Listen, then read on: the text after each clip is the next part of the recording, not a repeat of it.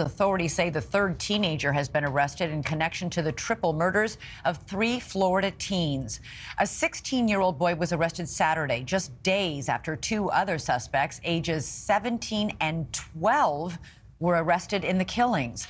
Police say the 3 suspects shot and killed 2 16-year-old girls and 1 17-year-old boy after all 6 of them were together in Marion County, Florida on March 30th.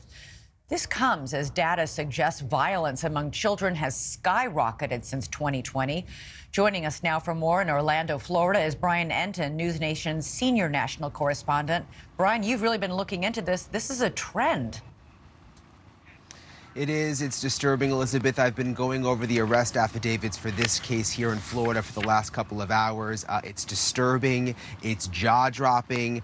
These young teens accused of murder, but also accused of being involved in drugs. One of the teens allegedly bought a gun off of Snapchat right before the murders, killed one of the young women because they were afraid she would be a snitch. Again, these kids are as young as just 12 years old. Tonight, Marion County, Florida Sheriff Billy Woods making good on his promise. Now, I will get him. I will find him. And justice will be completed. Sheriff Woods announcing the arrest of a third juvenile in the murders of 3 teens that rocked this small community.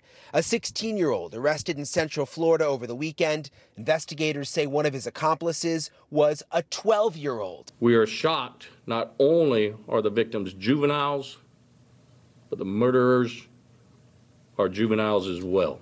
This would be even more shocking if it was isolated, but it's not. Nationwide, the number of murders committed by children under 14 hit its highest level in 2 decades, according to the latest federal data. Violent crime involving young people in American cities and in small towns, too, like Ocklawaha, Florida, population 1,500.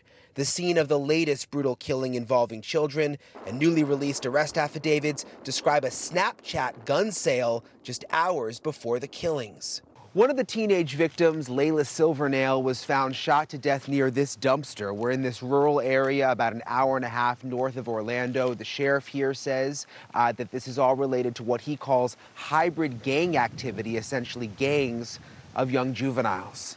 This is simply unacceptable. And in South Carolina Friday, 6 people were shot, mostly teenagers, during a senior skip day on Isle of Palms. Hundreds of high schoolers were gathered near a pier when teens started shooting. We have arrested a 16-year-old juvenile for possession of a stolen firearm. Again, investigators say gang activity may have contributed. Former Miami Police Chief George Colina now works with the Department of Justice, helping local police departments. He says kids out of school during the pandemic contributed to the rise in youth crime, and that social media is also a factor because it fuels feuds among young people. Gangs in particular are also recruiting younger. Everyone that I speak to tells me the same thing. They're younger and younger. You stop 3 or 4 kids in a car and young adults, it's the 13-year-old that winds up having the gun. And that's because they gave him the gun. And Colina tells me that oftentimes it is the older gang members who will give the younger gang members who are 12 or 13 the guns because they know that if they get caught, the penalties will not be as harsh because they're juveniles. Elizabeth? All right, Brian Entin, thank you so much for that in-depth report tonight. Thank you for watching. Go to newsnationnow.com to find NewsNation on your television provider. And don't forget to click the red subscribe button below to get more of NewsNation's fact-driven, unbiased coverage.